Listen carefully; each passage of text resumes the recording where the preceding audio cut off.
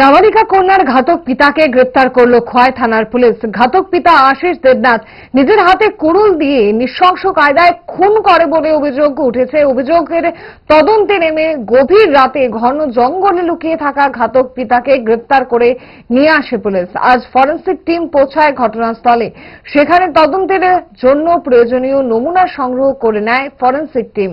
অপরদিকে খুনের মামলা হাতে নিয়ে তদন্ত শুরু করেছে খোয়াই থানার পুলিশ। কি ছিল খুনের মোটিভ, তদন্তে কি বেরিয়ে আসছে, থানা আধিকারিক কৃষ্ণধন সরকার কি জানিয়েছেন শুনুন।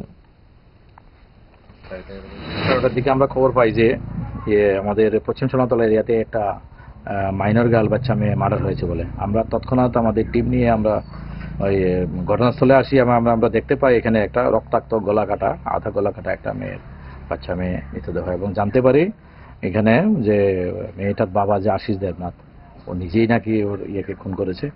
আবার আমরা সঙ্গে সঙ্গে আমাদের সিনিয়র অথরিটিকে জানাই এবং পাশাপাশি আমরা ঘটনাস্থলে মোবাইল ফরেনসিক টিমকে আমরা অনুরোধ করি আসার জন্য। মোবাইল ফরেনসিক টিম রাত্রেবেলায় এসেছে এবং আমরা সাথে সাথে চারিদিকে আমরা 2-3 টিম তৈরি করে দিয়ে আমরা কালকে রাত্রের ভিতরে প্রায় 1টা নাগাদ আমরা গভীর জঙ্গল থেকে আমাদের বিশেষ করে তার বাড়ি পেরিয়ে পিছনে জঙ্গল থেকে আমরা একে উদ্ধার করি। বিশেষ করে যে এই ঘটনায় যে মেইন যুক্ত তাকে আমরা ধরতে পেরেছি, আশিস দেবনাথ তার নাম।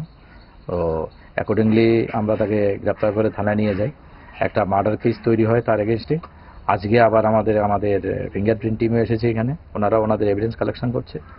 আর যত তাড়াতাড়ি সম্ভব আমরা আরও এভিডেন্স যাতে কালেকশন করতে পারি এবং ওকে যাতে আইনের সামনে দাঁড় করাতে পারি এবং যাতে কঠোর শাস্তি দিতে পারি, আমরা সেই ইনভেস্টিগেশনের দিকে আমরা চলছি।